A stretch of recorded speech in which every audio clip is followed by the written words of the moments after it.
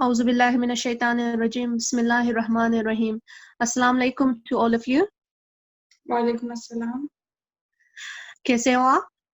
अल्हम्दुलिल्लाह. That's good. तो आज हमारा सेकंड सेगमेंट है और लास्ट सेगमेंट जो थी हमारी वो कोविड-19 डेथ के हवाले से थी, which went really good अल्हम्दुलिल्लाह. और आज का segment kind of I follow up you can say होगी जो डेथ और स्पेसिफिकली आलम बरज़ख के हवाले से होगी. तो हमारे साथ आज खानम अमर जहरा हैं और सिस्टर समीना हैं. सो sister Samina, go for it please. अस्सलाम वालेकुम. वालेकुम अस्सलाम. जी खानम, जैसा कि नादिया ने बताया कि आज के हमारे जो सवाल हैं वो हमारी मौत से शुरू होते हैं कि हम हमारी मौत से रिलेटेड हैं. कभी कोई सोते सोते ही चला जाता है, कभी किसी को कहते हैं कि एक्सीडेंटल डेथ होती है, कभी कोई बीमारी से कोई मरता है, किसी को फ्राइडे डेथ मिलती है, किसी को शहादत मिलती है. क्या अल्लाह इससे हमें साइन देता है, इससे परवरदिगार हमें क्या बताता है किसकी कैसी मौत है, इससे क्या मतलब से कुछ हमारे बरज़ख में जाने या हमारी बाद की जो जिंदगी जो मौत के बाद हमारी जिंदगी है उसके बाद पे कुछ असर होता है उसकी हमारी मौत से रिलेट कर सकते हैं उससे? जी, ये बहुत अच्छा सवाल है और इसके हवाले से काफी मिसकॉन्सेप्शंस भी हैं लोगों के दरमियान, क्योंकि लोग ये समझते हैं कि किसी खास तरह की या किसी खास डेट पे अगर डेथ हुई है या किसी खास शब में डेथ हुई है तो उसका बराह रास्त ताल्लुक है, या ये कि जमानत मिल गई उस इंसान को कि उसकी जो है मग़फ़िरत हो जाएगी. तो थोड़ा बहुत असर तो होता है कि जब किसी को कोई अच्छी डेट में मौत हुई है, वो इसलिए कि वो एक रहमत का दिन है. तो उस दिन या उस रात में ज़ाहिर है कि उन रहमत के जो लम्हात हैं उनका असर भी होगा, क्योंकि सवाल जवाब और जो भी उसकी कब्र के अंदर मुनकिर नकीर आके उससे सवाल करेंगे और उसके आमाल का जायजा लिया जाएगा, तो जाहिर है कि उस पर असर होगा. और अगर रहमत की शब है तो जाहिर है अज़ाब में तख़फ़ीफ़ होगी. तो इस हवाले से तो कुछ असर का इम्कान है, मगर जो इतना ज़्यादा इस चीज़ को फोकस किया जाता है कि तमाम के तमाम गुज़िश्ता अमाल जो पूरी ज़िंदगी में अंजाम दिए हैं वो गोया एक तरफ हो गए और उनका कोई असर नहीं है, और सिर्फ इन लम्हात में चूंकि मौत हो गई तो वो बख्शिश का सज़ावार ठहर जाएगा. तो ऐसा नहीं है, क्योंकि खुदावंद आलम आदिल है, आदिल मुतलक है, और कोई भी जो अमाल हैं वो इस तरह नहीं हो सकता कि एक आदमी सारी जिंदगी बुरे काम करता रहे और उसकी जिंदगी जो है वो गुनाहों में गुजरी हो और सिर्फ कोई अच्छा लम्हा मिलने की वजह से उसकी तमाम के तमाम गुनाह बख्श दिए जाएं. ऐसा मुमकिन नहीं है. तो पूरी तरह जो है अल्लाह के यहाँ असेसमेंट उन अमाल की होती है और उसके मुताबिक जजा और सजा का वो सजावार ठहरता है. अब जहाँ तक ये है कि मुख्तलिफ तरह की अमवात हैं, तो देखिए 4 तरह की अमवात में आप डिवाइड कर सकते हैं समझने के लिए, कि एक काफिर की मौत के जो आसानी के साथ हुई हो और एक काफिर की मौत के जो सख्ती के साथ हुई हो. इसी तरह एक मोमिन की मौत है कि जो आसानी के साथ हुई और एक मोमिन की मौत के जो सख्ती के साथ हुई. तो ये 4 कैटेगरीज हैं कि जिनमें हम मेजॉरिटी जो अमवात हैं उनको डिवाइड कर सकते हैं. तो अब ये क्यों होती हैं इस तरह? तो देखें, जो काफिर है उसको उसके अमाल की जितनी जजा है वो इस दुनिया में मिलेगी और सजा जो है वो आखिरत के लिए उठा के रखी जाएगी अगर उसके अमाल अच्छे हैं. नहीं तो सजा का दायरा यहीं से शुरू हो जाएगा मौत के वक्त से. और तो इसलिए अगर उसकी जो मौत है वो अगर अच्छी हो रही है तो वो इस तरह है कि उसके कुछ अमाल जो हैं वो बाकी हैं अच्छे, तो उनको ख़त्म करने के लिए उसकी ज़िंदगी अच्छी गुजरी, उसकी जो है एकदम ज़्यादा बीमारी में ज़्यादा तकलीफ में उसने ज़िंदगी नहीं गुजारी और उसकी मौत भी आसानी के साथ हो गई, तो गोया अल्लाह ने उसके जितने अच्छे अमाल हैं उनका जो अकाउंट है वो यहीं पे क्लोज कर दिया, उसको हर तरह का रिटर्न यहीं पे दे दिया جزا کے ذریعے سے، آرام اور آسائش کے ذریعے سے اس کو کسی مشکل کا سامنا نہیں کرنا پڑا. لیکن اب ایک کافر ہے جس کی موت جو ہے وہ سختی کے ساتھ ہے، تو اس کا مطلب یہ ہے یا اسے آخری دور میں جو میجورٹی کفار کے ساتھ ہوتا ہے کہ ان کی آخری زندگی سے جو بڑھاپا جب ان کا شروع ہوتا ہے اور جو وہ نرسنگ ہومس میں زندگی گزارتے ہیں یا ہاسپٹلس میں آخری اپنی عمر گزارتے ہیں، تو وہ میجورٹی کا تکلیف دہ وقت شروع ہو جاتا ہے.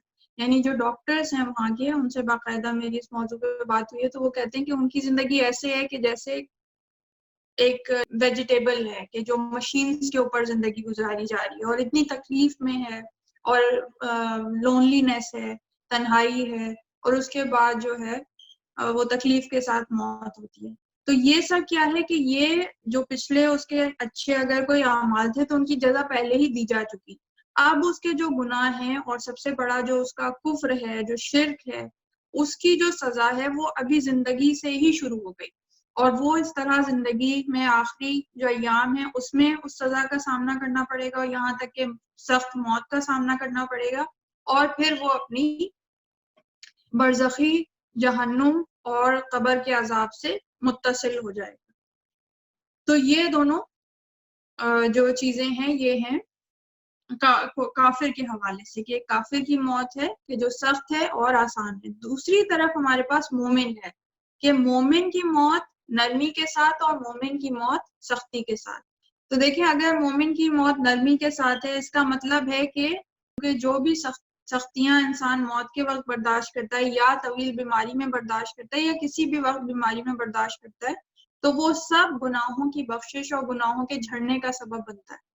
تو اگر اس کی موت آسانی کے ساتھ ہو رہی ہے یا اس سے پہلے کوئی تکلیف نہیں ہوئی ہے، تو اس میں ایک پہلو تو یہ ہے کہ ہو سکتا ہے کہ اس سے تمام گناہ معاف ہو چکے ہوں اور وہ اب جو ہے آرام کے ساتھ اس دنیا سے رخصت ہو رہا ہے اور اپنی برزخی جنت اور قبر سے متصل ہو رہا ہے. تو ایک تو یہ صورت ہے. دوسری یہ صورت ہے کہ اگر اس کی موت سختی کے ساتھ ہو رہی ہے تو اس سے کہیں بھی یہ نہیں کہا جا سکتا کہ وہ کوئی گناہ گار انسان بہت زیادہ ہے کہ اس کو عذاب شروع ہو گیا ہے. وہ عذاب نہیں ہے بلکہ وہ نعمت ہے، اس لیے کہ خداوند عالم سختی کے ساتھ موت یا جو بیماری میں سختیاں اور تکلیفیں برداشت کرنی پڑتی ہیں اس کے نتیجے میں اسے اس دنیا میں ہی پاک کر دیتا ہے، جتنی تکلیفیں یہیں دے دیتا ہے. اور یہاں کی جو تکلیف ہے اور یہاں کی جو مشکل ہے اس دنیا کی، وہ تو کچھ بھی نہیں ہے. وہ تو آگ کے مقابلے میں ایسے جیسے کہ ٹھنڈی آگ، تحمل ہی نہیں ہو سکتے، نہ ہمارے اجسام نہ ہماری ارواح اس عذاب کو برداشت کرنے کی متحمل ہو سکتی ہیں. تو خداوند عالم ہم سب کو اس عذاب سے محفوظ رکھے. تو وہ ایک اللہ کی طرف سے کرم ہوتا ہے مومن کے اوپر کہ اس کے اوپر اسی دنیا میں سختی گزار دیتا ہے کہ اس کے بعد پھر جب وہ قبر میں جاتا ہے تو اس کے تمام گناہ گویا کہ جھڑ چکے ہوتے ہیں، معاف ہو چکے ہوتے ہیں، اور وہ اپنی برزخی جنت میں تمام نعمتوں کا مزہ چکھتا ہے. اور اس کے علاوہ ایک صورت یہ ہے کہ ایک مومن ہے یا ایک کافر ہے جس کی آسانی کے ساتھ موت ہو گئی ایک دم سے. تو یہ نہیں کہا جا سکتا کہ چلتے پھرتے موت ہو گئی یا ایک دم سے موت ہو گئی یا نیند میں موت ہو گئی، بالکل کوئی آثار ہی نہیں تھے، بالکل صحیح تھے، تو وہ کوئی اچھی بات ہے. ایسا نہیں کہا جا سکتا. کیوں نہیں کہا جا سکتا؟ کہ دیکھیے یہ ایک امتحان گاہ ہے، دنیا ایک امتحان گاہ ہے. دنیا یہاں مزے لینے کے لیے یا ان مزوں سے آپ کوئی انسان آرام دہ یا مزے کی زندگی گزار رہا ہے تو اس سے آپ کچھ اخذ نہیں کر سکتے کہ وہ کوئی بہترین انسان ہے. یہ تو ہر ایک کے مختلف سرکمسٹانسز اور مختلف آزمائشیں ہیں. تو اگر چلتے پھرتے اور ایک دم سے موت آ جاتی ہے تو ایک طرح سے وہ تکلیف دہ ہے، کیونکہ انسان تیار ہی نہیں ہے دوسرے جہان میں جانے کے لیے. انسان آگے کے مراحل کے لیے تیار نہیں ہے، اس کی کچھ بھی تیاری نہیں ہے. ایک سفر ہے جو آگے اتنا طویل درپیش ہے کہ جو ہزار سالوں پہ محیط ہے، اور اس کے لیے آپ کی کوئی تیاری نہ ہو. ابھی آپ جیسے اپنے گھر میں بیٹھے ہیں، ایک دم آپ کو کوئی کہے کہ اٹھو اور چلو اور ایک لمبے سفر پہ لے جائے، اور آپ کے پاس کوئی زیادہ راہ نہیں ہے، کوئی تیاری نہیں ہے، آپ نے خدا حافظ نہیں کہا اپنوں کو، پیاروں کو، جو چیزیں تھیں جو حقدار تھے اس کے ان کو ان کے حوالے نہیں کیا، کسی کا حق آپ کے اوپر باقی تھا تو وہ آپ نہ ادا کر سکے نہ معاف کرا سکے. تو اس سے کیا ہے, اس سے آگے آپ کو پریشانیاں ہی پریشانی. اس کے برعکس اگر کسی کو بیماری ملتی ہے موت سے پہلے, کہ جس کے نتیجے میں اسے پتا ہے کہ میری اب موت ہو جائے گی, تو اسے ایک موقع ملا ہے کہ وہ اپنی تیاری کر لے. اسے ایک موقع ملا ہے کہ وہ یہاں کے معاملات کو خوش اسلوبی کے ساتھ اور اس طرح سے کہ جو جیسے خدا ہم سے چاہتا ہے اس طرح سے وائنڈ اپ کرے, اور اس کے بعد آگے کے زیادہ راہ کے لیے سامان مہیا کرتا چلا جائے. تو یہ صورتحال ہے کہ جو اگر ہم سمرائز کریں مختلف طرح کی سچویشنز کو, تو آپ کے سوال کا جواب اس طرح جی سے. خانم, لیکن ایک دو سوال میرے اس میں سے اور اٹھ رہے ہیں. ایک یہ سوال کہ جیسے آپ نے بولا کہ ہمیں جب کوئی بیماری ملتی ہے تو ہمیں اللہ موقع دیتا ہے کہ ہم ابھی بھی جیسے اپنے اعمال سدھار لیتے ہیں, ہمارے پاس وقت ہوتا ہے. لیکن جیسے ہم بہت سے ہمارے جو بزرگ ہو جاتے ہیں, کبھی کبھی ایسے میں وہ اپنے جیسے پیشنٹس ہو جاتے ہیں, کسی کو یادداشت کی پرابلم ہوتی ہے, اپنے سینسز ان کے کام نہیں کر رہے ہوتے ہیں, تو ایسے میں تو وہ جو دے آر ناٹ, مطلب جیسے کہتے ہیں نارمل نہیں رہ جاتے, وہ ایک انسان جیسے جو اپنے ہوش میں ہو, حواس میں ہو, تو ایسے میں ان کے لیے کیا کہیں گے کہ ان کو اللہ کیسے ان کی عبادات کو کیسے قبول کرتا ہے, کیا کرتا ہے؟ نہیں, وہ تو دیکھیے نا, اگر ایک تو سچویشن ہے وہ عبادت کر ہی نہیں سکتے, تو وہ ایک بالکل الگ سچویشن ہے, کیونکہ ان کے اوپر وہ تکلیف ہے نہیں, جی تکلیف شرعی ان پہ سے معاف ہو گئی ہے. لیکن اگر وہ عبادت کر سکتے ہیں اور جیسی تیسی وہ عبادت کر رہے ہیں, تو وہ بھی خداوند عالم قبول کرنے والے. اور عبادت ایک اپنی طرف ہے, وہی بات ہے کہ مہلت ملنا اور اس میں انسان کو مہلت ملے, وہ فائنڈ آؤٹ کر رہا ہے, وہ ایک الگ چیز ہے. لیکن تکلیف تو بہرحال گزر رہی ہے نا, جی تکلیف تو وہ شخص سہ رہا ہے, تو وہ جو تکلیف کا سہنا ہے وہی بخشش کا سبب بنتا ہے, وہی گناہوں کے جھڑنے کا سبب بنتا ہے, کیونکہ تکلیف برداشت کر رہا ہے. تو جتنی زیادہ تکلیف وہ اس دنیا میں برداشت کر کے جاتا ہے مومن, وہ اس کے گناہوں کے بخشش کا سبب ضرور بضرور بنتا ہے, گناہ اس کے جھڑتے ہیں. اور طویل بیماری کے بعد تو گویا وہ ایسے جاتا ہے جیسے اس کے کوئی گناہ باقی ہی نہیں رہے. تو چاہے وہ ہوش و حواس میں نہ بھی ہو, یا وہ نحیف ہو, کمزور ہو, کہ وہ اتنی عبادات اتنی اچھی طرح نہیں گزار سک رہا, یا بڑھاپے میں جیسے کہ بھولنے کا مرض ہو جاتا ہے, جی اور یادداشت اتنی زیادہ نہیں کام کرتی, طاقت اتنی زیادہ نہیں رہتی, تو اس کا مطلب یہ نہیں ہے کہ وہ گناہ جھڑ نہیں رہے, گناہوں کے جھڑنے کا سبب تو وہ بن رہا ہے. جی جی. اچھا خانم, اسی سے ایک اور سوال بھی ہے کہ جیسے ابھی کووڈ-19 میں بہت سے لوگ بیچارے جن کی موتیں ہوئی ہیں ابھی, تو ایسے میں کئی جگہوں پر ایسا جہاں پہ غسل و کفن تک مہیا نہیں ہوا, اور ایسے ایسے مومن اور ایسی مومناؤں کے بارے میں سنا ہے جس کے مطلب جن کو ہم لوگ کہتے نہیں کہ ان کو ہمیشہ سے سنتے آئے ہیں کہ اتنے مومن ہیں یا مومنہ ہیں, اور بیچاری ان کو ایسے وقت میں ایک دو لوگوں کو سنا, بڑا افسوس ہوا کہ ان کو غسل و کفن تک نہیں ہو پایا ان کا. تو یہ بھی اللہ کی مصلحت ہے. بے شک. اور یہ دیکھیں, اس کو کوئی اگین میں نے کہا کوئی بھی سچویشن ایسی نہیں ہے کہ جو بالکل کہا جائے کہ یہ کسی کی بخشش یا کسی کے عذاب کی وجہ بن رہی ہے. کوئی بھی ایک سچویشن بخشش کی وجہ بن سکتی ہے, کوئی بھی ایک سچویشن عذاب کی وجہ بن سکتی ہے. اب جی یہ ایک طرح سے مظلومیت میں موت ہے, جی کہ اس کی مظلومیت میں موت ہے نا, کہ وہ جو جنازہ تشیع ہوتا ہے کہ ایک پراپر طریقے سے غسل و کفن ہے, نماز جنازہ ادا کی جا رہی ہے, اور زیادہ سے زیادہ لوگ اس میں شریک ہوتے ہیں, تو ایک طرف تو وہ اچھی بات ہے. لیکن اگر کسی کو نہیں ہو رہا تو اس کا مطلب یہ نہیں ہے کہ وہ خدا نخواستہ کوئی گناہ گار انسان ہی ہے. جی یہ کوئی گارنٹی نہیں ہے, یا یہ کوئی علامت نہیں ہے. دونوں طرح سے یہ امتحان بھی ہو سکتا ہے, اور جی یہ ایک طرح سے پھر سے نعمت بھی ہو سکتی ہے کہ مظلومیت میں موت ہو رہی ہے تو اس کا اجر و ثواب اسے عطا کیا جائے گا, جس کے لیے سب سے بڑی مثال ہمارے پاس سید الشہداء امام حسین علی مقام کی موجود ہے, کہ ان سے زیادہ کس کی جو شہادت ہے, موت ہے, کہ جو اس دنیا سے اس دنیا میں منتقلی ہے, وہ ویسی موت تو نہیں ہے کہ جیسے عام انسانوں کی موت ہے. وہ بے تو شک. خداوند عالم کے حکم سے آج بھی زندہ ہیں, اس لیے کہ وہ سید الشہداء ہیں, شہید ہیں, قرآن کی روح سے زندہ ہیں. مگر جو ان کی منتقلی ہے یا ظاہری موت ہے جسم کی اس دنیا میں، تو وہ اگر آپ دیکھیں تو اس سے زیادہ مظلومیت کی کس کی موت ہے؟ صحیح. انہیں نہ غسل و کفن ملا، نہ ان کا اس طرح سے جنازہ پڑھا گیا، نہ انہیں اپنے پیارے دفنانے والے تھے، خاک و خون میں غلطا کربلا کے میدان میں بھوکا پیاسا بے سر لاشیں پڑے ہیں شہیدوں کے. اس سے زیادہ تو مظلومیت کی کسی کی موت نہیں ہو سکتی، کسی کی ایک جہان سے دوسرے جہان میں منتقلی نہیں ہو سکتی. تو وہ مظلومیت کون سا ہے؟ وہ اس سے خدا نہ خواستہ کہیں بھی امام حسین کے درجات میں کمی نہیں ہوئی ہے، زیادتی ہی ہوئی ہے. بے شک.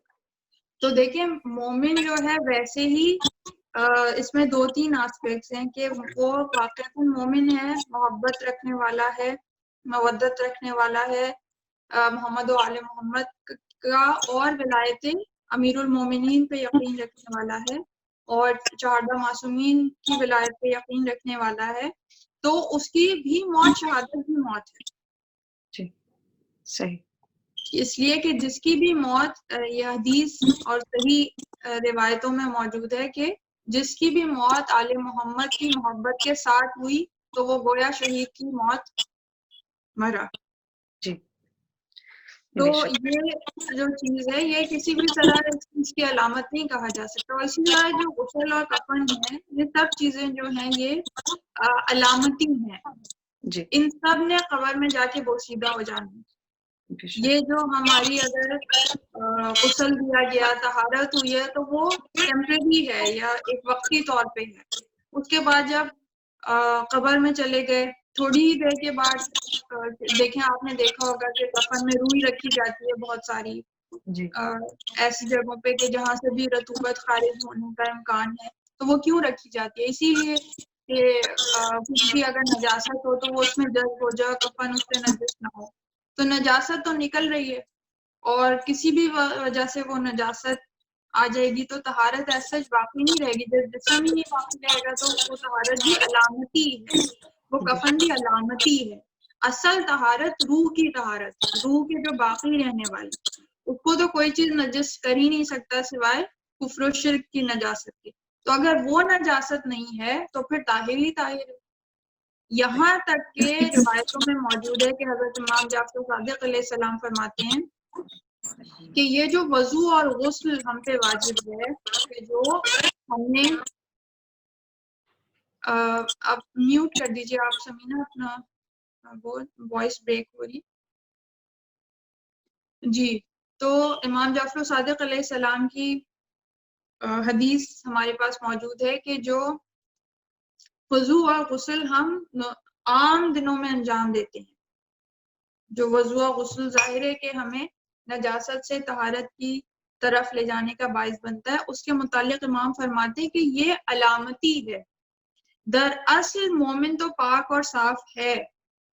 یہ کس لیے ہے؟ کیونکہ یہ ایک علامت ہے کہ جو اعضائے وضو ہیں وہ تمام کے تمام وہ ہیں کہ جو آدم نے ترک اولا آدم سے ہوا وہ پھل کھانے کے نتیجے میں، جو گندم کھانے کے نتیجے میں جنت میں، تو اس کے جو اثرات پیدا ہوئے تو وہ چونکہ ان اعضا پہ سب سے زیادہ اثرات پیدا ہوا کیونکہ وہ اعضا وہ تھے کہ جو اس ترک اولا میں سب سے زیادہ شامل تھے، کہ ان قدموں سے بڑھ کر وہ اس درخت تک گئے، اس کے قریب پہنچے، ان ہاتھوں سے لے کر کھایا اور منہ میں وہ رکھا. تو یہ تمام کے تمام وہ چیزیں کہ جو اس میں سب سے زیادہ استعمال ہوئے، اس لیے ان کو پاک کیا جاتا ہے.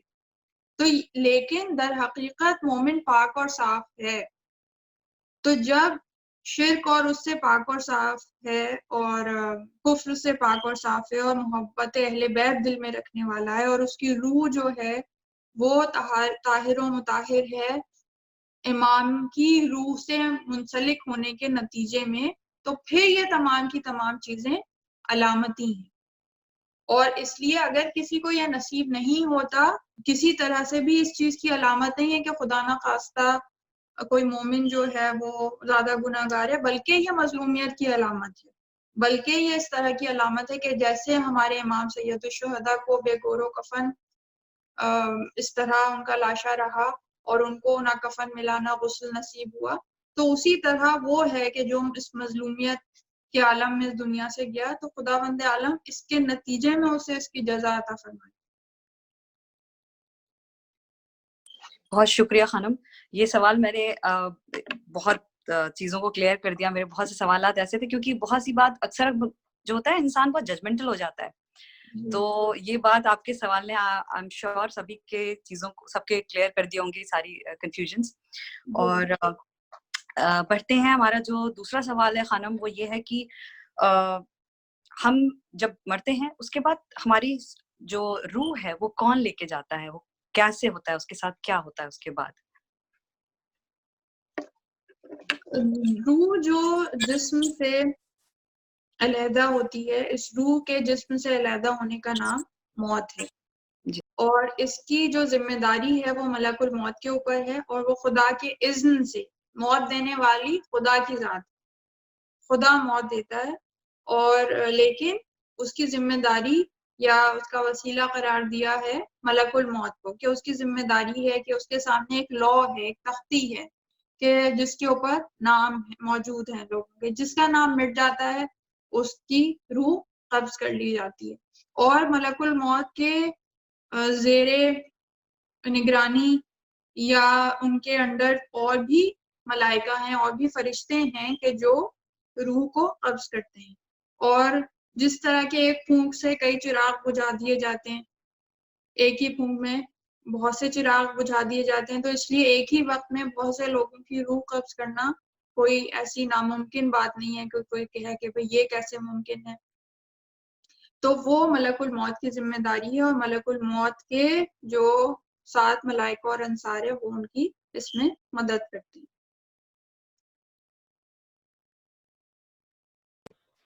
ہاں بہت شکریہ خانم.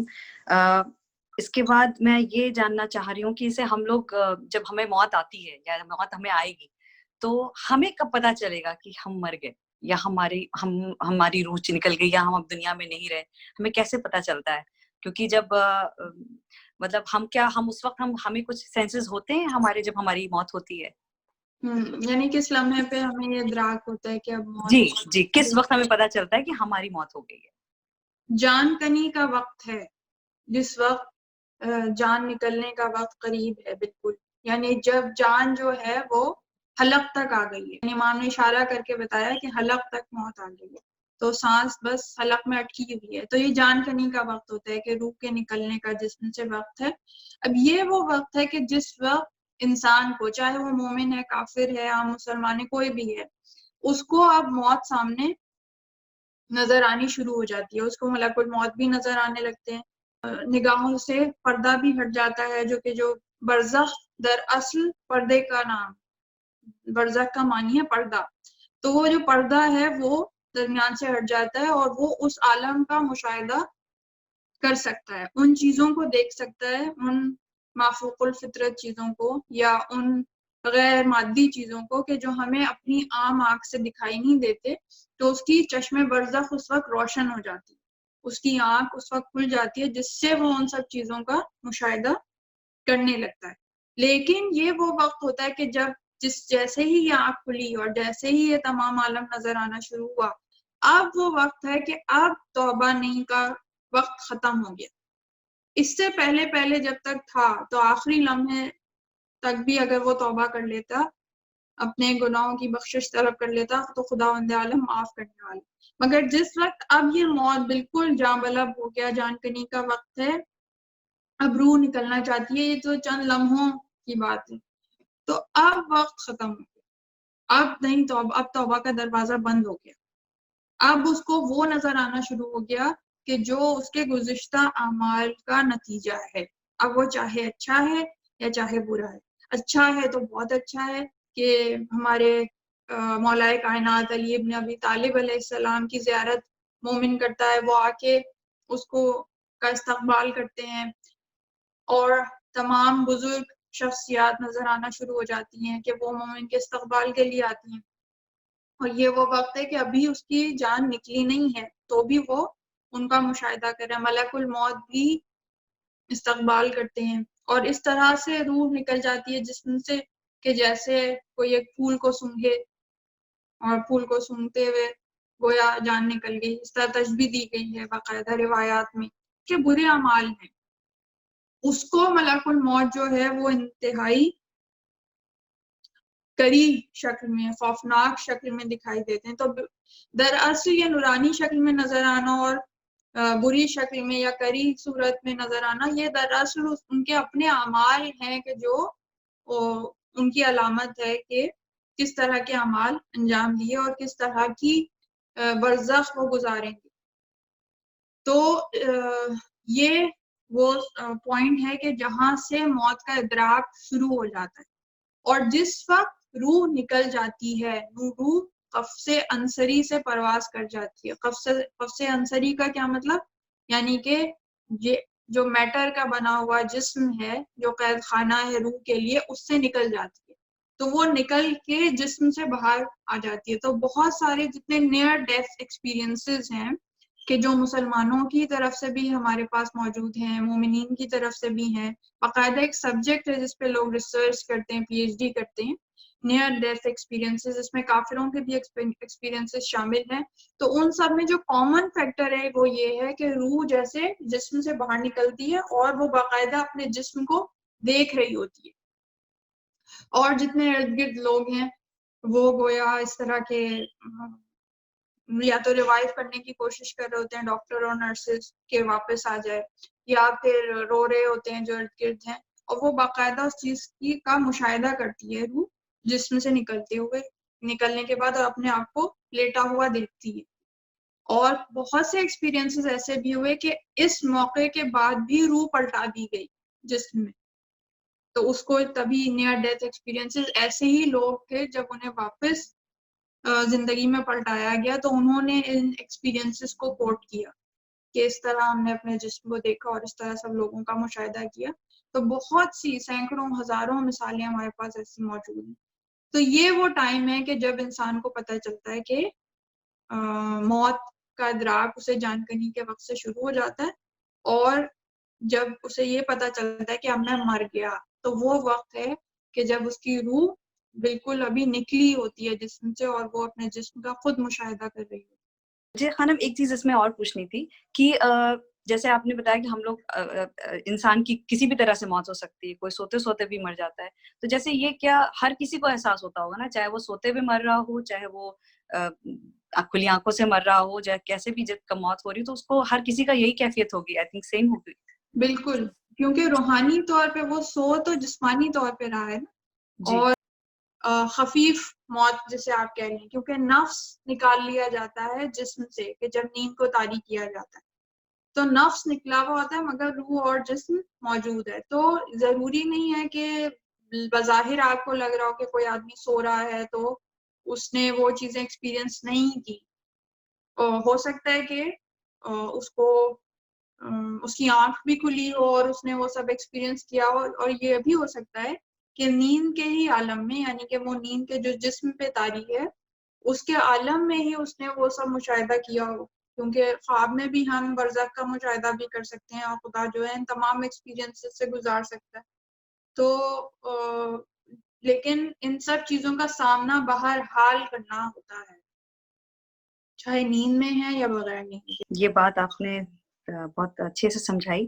اور میرا جو دوسرا سوال ہے وہ یہ ہے کہ اب جب ہماری موت ہو گئی, ہمیں پتہ چل گیا, اب ہم دفن ہو گئے, تو اکثر ہوتا ہے ہم لوگ سب کہتے ہیں آج پہلی رات ہے, بڑی مطلب تکلیف کی رات ہے, سب بڑے پریشان, گھر والے بھی پریشان ہوتے ہیں.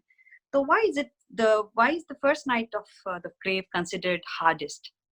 اسے سب سے زیادہ سخت رات کیوں کہا جاتا ہے اس کو, پہلی رات قبر میں؟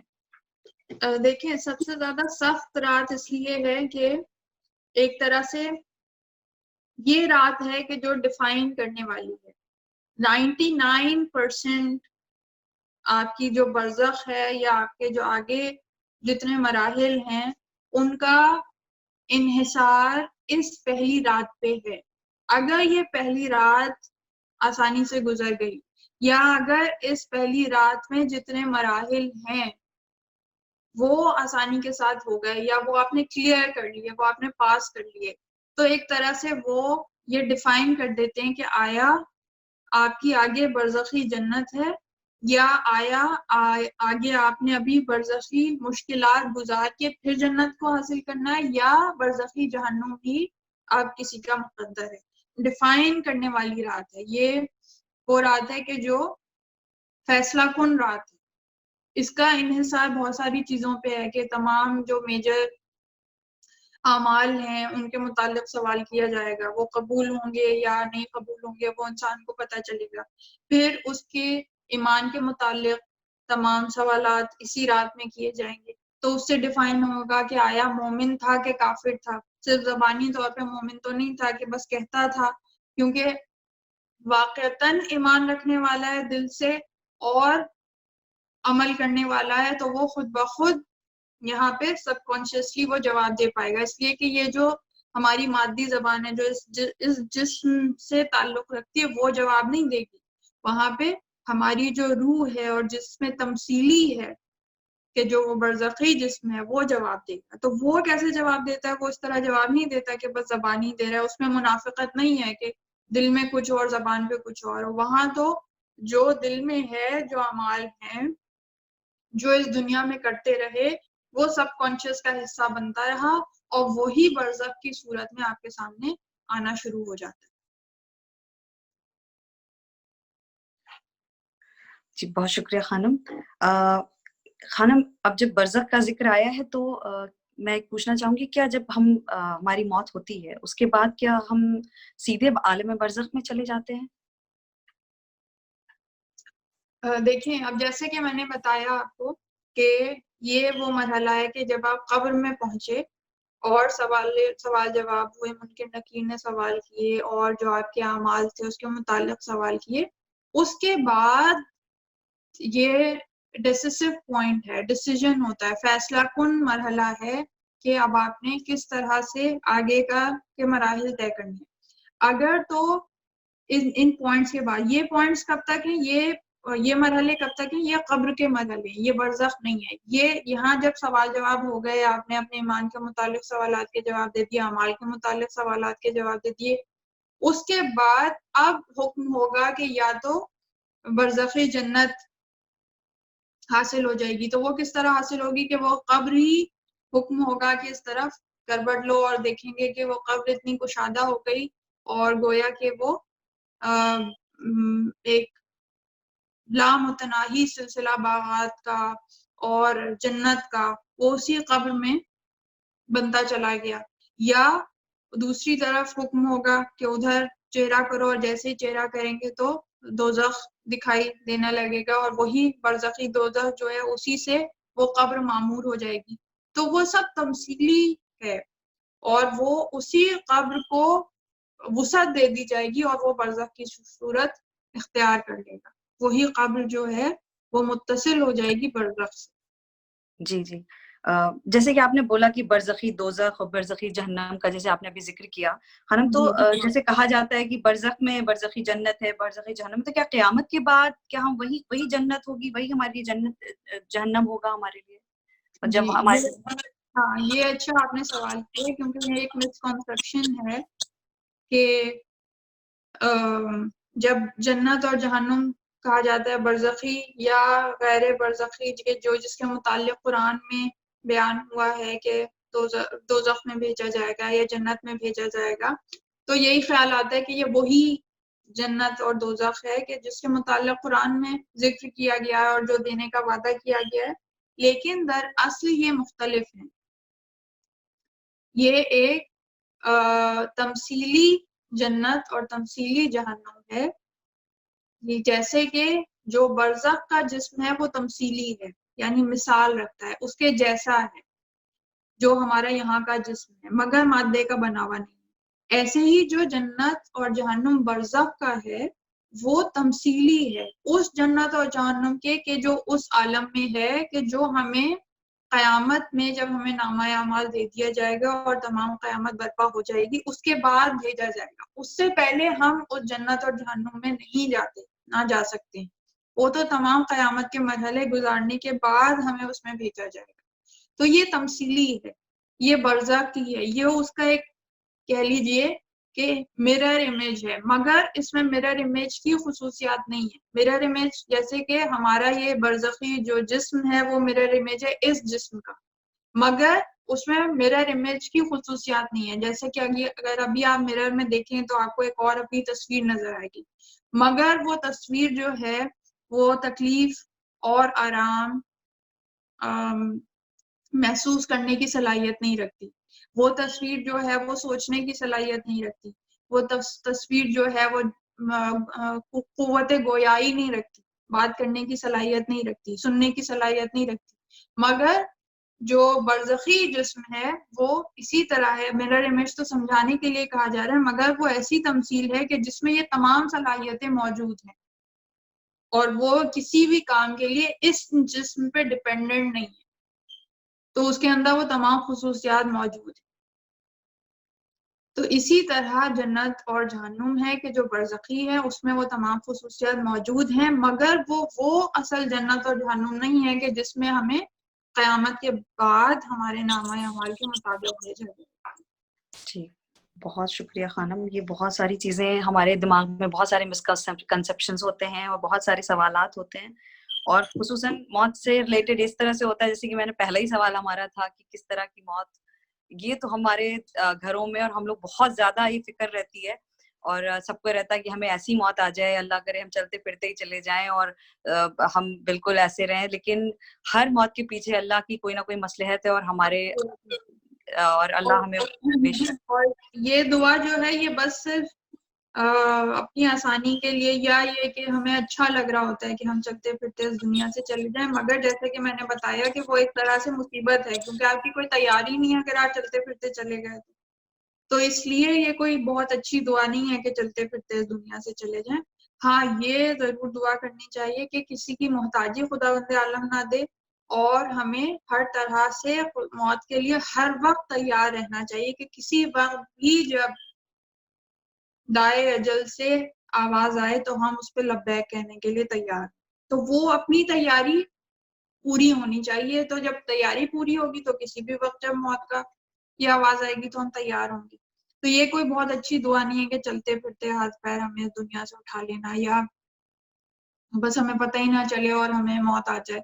تو اس کا کیا مطلب ہے؟ کہ اس کا مطلب ہے کہ کوئی تیاری نہیں ہے. اور دوسری جیسے آپ نے کہا نا کہ موت کے متعلق مسکانسیپشنز ہیں کہ اس موت کو اچھا سمجھا جاتا ہے، یا اس تاریخ پہ موت آ جائے تو اسے اچھا سمجھا جاتا ہے. یہ بھی کچھ زیادہ تر ہمارے پاس جو ہے یہ سنی عقائد سے ہمارے اندر زیادہ آ گئی، اور ہندوانہ عقائد سے بھی ہمارے اندر زیادہ آ گئی، کیونکہ ہم ان کے کلچر میں رہے ہیں، ان کے ساتھ رہے ہیں. تو بہت ساری چیزیں ایسی ہیں کہ جو غیر محسوس طریقے سے ہمارے بلیفز کا حصہ بن جاتی ہیں اور ہمیں پتہ نہیں چلتا. تو یہ زیادہ تر ان کے ہاں پایا جاتا ہے، کیونکہ ان کے ہاں اس طرح کی بہت ساری چیزیں ہیں کہ بہت زیادہ اعمال پہ دار و مدار ہونے کے بجائے ان چیزوں پہ بہت زیادہ دار و مدار رکھ کے اور اپنے گناہ گار جو لوگ ہیں ان کو معاف کروانے کے لیے ایسی توجیہات نکالی جاتی ہیں کہ بھئی انہیں تو 27 رمضان کی شب ملی تو بس ان کے تو سارے ہی گناہ معاف ہو گئے، چاہے وہ اپنے دور میں بڑے ظالم و جابر رہے ہوں. تو ایسا ممکن نہیں ہے کہ جو ظلم اور جبر کرتا رہا ہو صرف 27 رمضان میں مرنے کی صورت میں خداوند عالم اس کو بخش دے گا. وہ تو عادل ہے، اور جو بھی اس نے اعمال انجام دیے ہیں اس کو عدل کے مطابق اس کا صلہ دیا جائے. جی بہت شکریہ خانم. نادیہ آپ کچھ کہنا چاہ رہی ہیں؟ جی بالکل خانم، بہت زیادہ ریئلی انٹرسٹنگ ٹاپک جو ہماری آج ہے نا، کیونکہ آپ پرسنلی ایم ریئلی انٹرسٹڈ جب بھی ڈیتھ کے حوالے سے ٹاپک ریز ہوتی ہے. ایک سوال ذہن میں آئی ہے، کسی نے پوچھی تھی کہ جو عالم برزخ کا سفر ہوتا ہے اگر ہم اسے اس لائف سے کمپیئر کریں in terms of time frame, تو اس کے حوالے سے ہمیں کچھ پلیز بتا دیجئے کہ جیسے ہماری زندگی جو ارتھ پہ ہوتی ہے اس زندگی میں وہ بہت شارٹ ہوتی ہے بطور عالم برزخ کے. سو اس کے حوالے سے پلیز کچھ بتا دیجئے. جی بہت اچھا سوال کیا آپ نے. جو یہاں کی ہماری زندگی ہے وہ برزخ کی زندگی سے کے مقابلے میں بہت زیادہ مختصر ہے.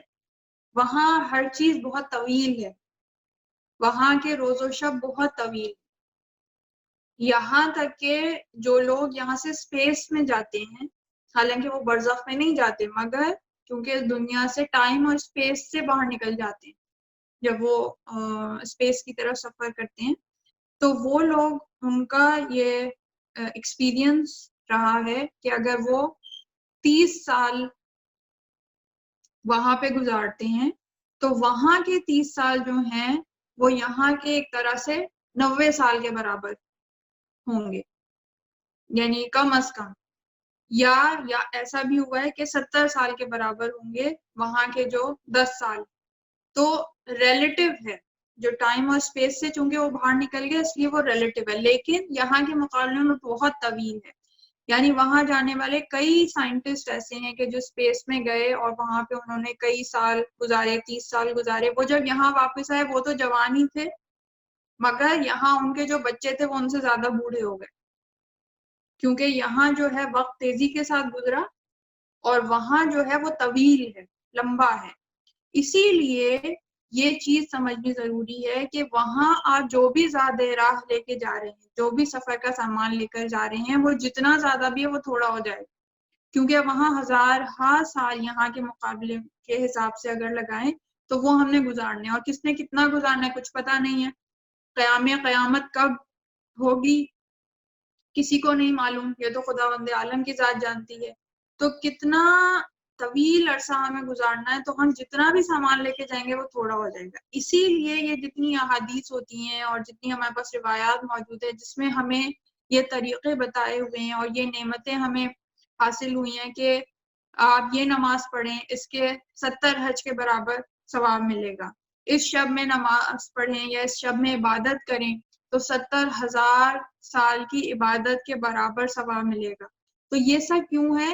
یہ سب اس لیے ہے کہ ہم اپنی اس مختصر زندگی میں تھوڑے وقت سے ہی اچھی عبادت کر رہے ہیں. تو یہ خداوند عالم کی نعمت ہے کہ وہ اس کو اتنے زیادہ ثواب سے بدل دیتا ہے، اس کا لطف ہے، اس کا کرم ہے، اور ہم اس کے ذریعے سے اپنے زیادہ راہ کا اہتمام کر سکتے ہیں. ورنہ اگر اس زندگی میں 60 سے 70 سال کی زندگی جو ہم اس دنیا میں بسر کرتے ہیں، اگر ہمارے اوپر یہ لطف و کرم نہ ہو اور اس طرح خداوند عالم ہمارے اعمال کو ملٹیپلائی ہونے کا موقع نہ دے، تو پھر یہ جو مختصر زیادہ راہ ہے، یہ ممکن ہی نہیں ہے کہ کوئی اتنا طویل عرصہ برزخ کا گزار سکے. تو اگر ہم ان نعمتوں کا مکمل طور پہ اعادہ کریں اور ان سے فائدہ اٹھائیں تو ہی ہم ممکن ہے کہ ہم اپنے برزخی سفر کے لیے ذات راہ مہیا کر سکیں. تھینک یو سو مچ خانم امبر زہرا. جیسے آپ نے ابھی یہ ٹاپک ریز کی تھی جیسے اعمال کے حوالے سے، تو ایک اور بات ذہن میں آئی ہے. a lot of the times especially right now COVID-19 کی حوالے سے a lot of deaths happening، اور بہت سے لوگ نا قرآن خوانی کر رہے ہیں، ختم قرآن کر رہے ہیں، صلوات پڑھ رہے ہیں. a lot of the times نا کہتے ہیں کہ دعا قبول ہوتی ہے، لیکن اس کی نا ایک اسپیشل پروسیس ہوتی ہے، ایک طریقہ ہوتا ہے نا کہ اپنے آپ سے پہلے دوسروں کے لیے دعا کریں. سو آپ سے یہ ان اے وے موٹیویشن والی اگر آپ ایڈوائس دے دیں ان مومنین مومنات کو جو اس وقت دوسروں کے لیے جو مغفرت کر گئے ہیں، جو اس دنیا سے چلے گئے، ان کے لیے جو وہ نماز وشت قبر پڑھتے ہیں، صلوات پڑھتے ہیں، جتنے بھی اعمال ہوتے ہیں انہیں انجام دیتے ہیں، ان کا ثواب انہیں ملے گا. So a lot of the times I feel that شاید میں غلط ہوں اس حوالے سے کہ کچھ لوگ کہتے کہ آخرت تو پتہ نہیں ہوگی کہ نہیں ہوگی. اعمال کرتے ہیں لیکن تھوڑی سی ڈاؤٹ ہوتی ہے ان کی اعمال میں نا. So if you can say something in regards to that please. یہ جو آپ کا کوشچن ہے اس کے 2 پارٹس ہیں، تو ایک پارٹ کا ہم آج جواب دیں گے آج کے سیشن میں، دوسرے پارٹ کو آپ نوٹ کر لیجئے، اس کا جواب آپ جو موت سے ریلیٹڈ ہمارا دوسرا سیشن ہے اس میں حاصل کیجیے گا، کیونکہ وہ طویل ہے اور وہ مستقل ایک الگ موضوع ہے. 2 پارٹ کیا ہیں؟ پہلا پارٹ آپ کا یہ ہے کہ جو ہم اعمال دوسروں کے لیے کر رہے ہیں، اس وقت دعا کر رہے ہیں، قرآن خوانی کر رہے ہیں، نماز وشت قبر پڑھ رہے ہیں، یا کوئی بھی ہدیہ بھیج رہے ہیں دوسرے کسی مومن کو، تو وہ ہمیں بھی فائدہ پہنچاتا ہے.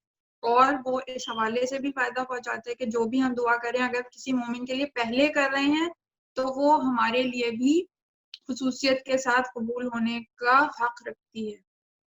ایک تو یہ پارٹ ہے. دوسرا جو آپ کا پارٹ ہے کہ جو اعمال وہ انجام دے رہے ہیں تو اس میں شک ہے ان کا کہ آخرت برپا ہوگی یا نہیں ہوگی، پتہ نہیں ان اعمال کو ہمیں جزا ملے گی بھی کہ نہیں ملے گی، تو وہ ہاف ہارٹیڈلی کر رہے ہیں یا کامل ایمان کے ساتھ نہیں کر رہے ہیں.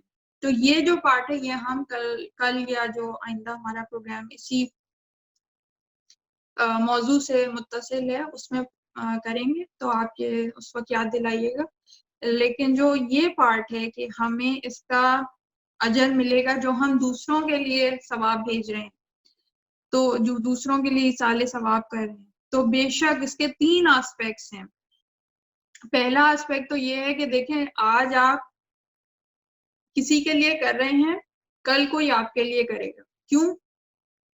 یہ دنیا جو ہے یہ مکافات عمل کی جگہ ہے. جیسا آپ عمل کرتے ہیں نیک نیتی کے ساتھ، تو وہ وقت کہ جیسے میں نے ابھی آپ کو بتایا تھا کہ آخری زندگی کا آخری وقت جب سے شروع ہوتا ہے، کہ چاہے وہ بیماری کی صورت میں، بڑھاپے کی صورت میں، جب ہم آخری دنوں میں پہنچتے ہیں جب، تو ہم ایک طرح سے ہیلپ لیس ہوتے چلے جاتے ہیں، اور اس سے پھر جان کنی کا وقت بھی ہے، موت کا وقت بھی ہے. تب ہم اپنے اختیار سے کوئی کام نہیں کر رہے ہوں گے، خود بخود چیزیں ہو رہی ہوں گی، ہمارے ہاتھ سے وہ نکل چکی ہوں گی. اس وقت وہی چیزیں کام آئیں گی کہ جو ہم نے خلوص نیت کے ساتھ اپنی زندگی میں کرتے رہے، جو ہمارا معمول تھا، وہی اعمال ہماری طرف ایک طرح سے پلٹائے جائیں گے.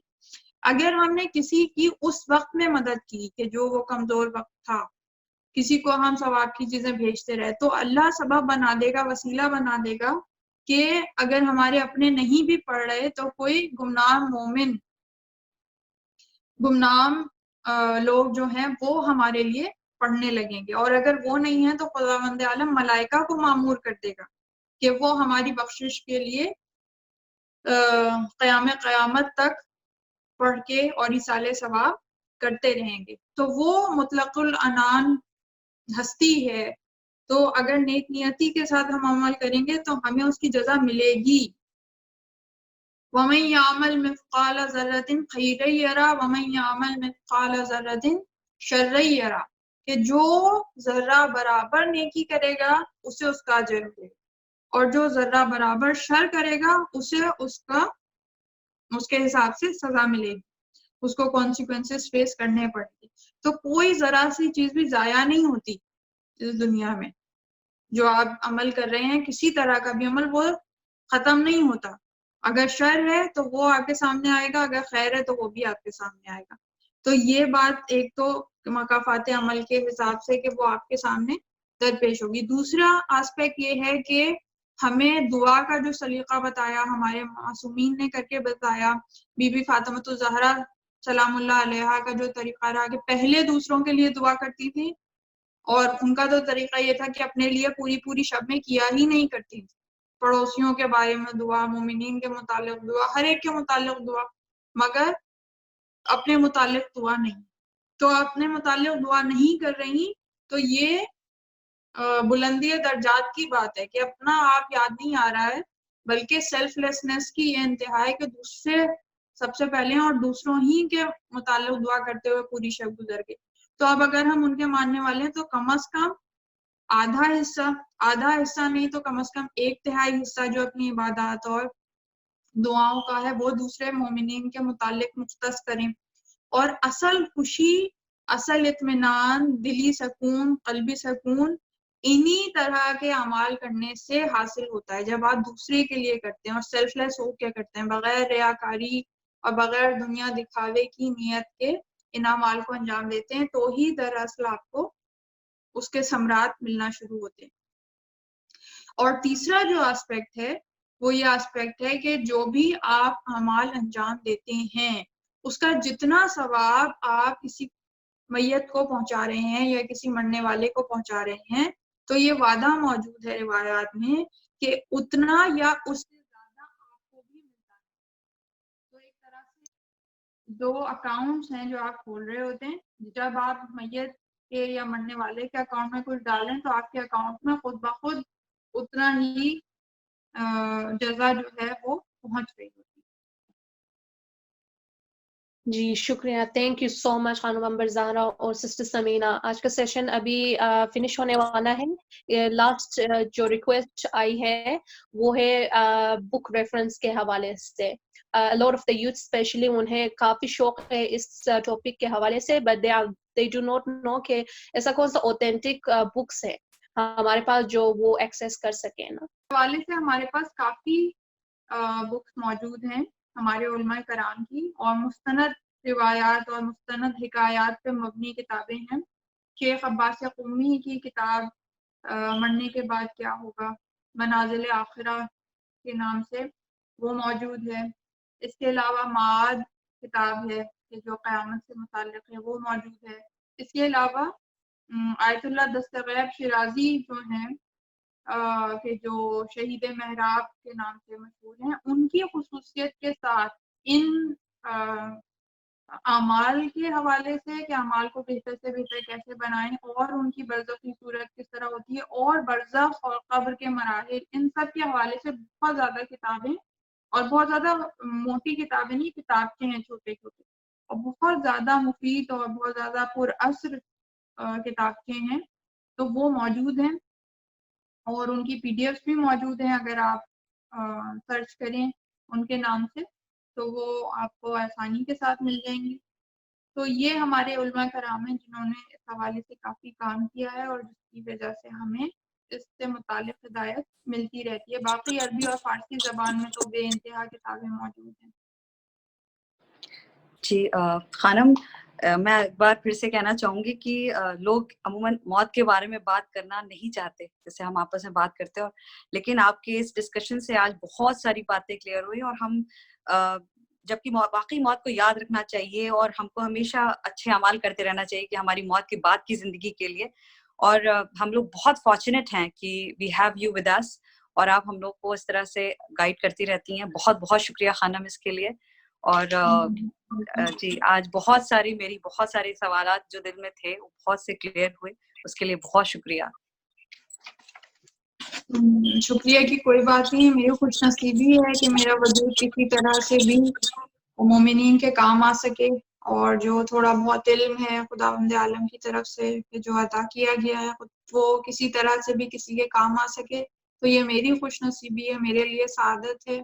اور امید ہے کہ اس طرح کے ہم سیشنز رکھتے رہیں گے, اور اس طرح سے ہم علم معصومین علیہ السلام سے اور علم قرآن سے استفادہ کرتے رہیں گے. جی بہت بہت شکریہ خانم امبر زہرا اور سسٹر سمینا.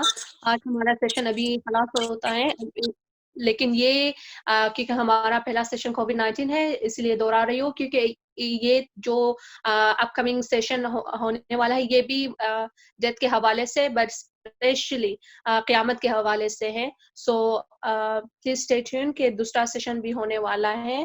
خدا حافظ.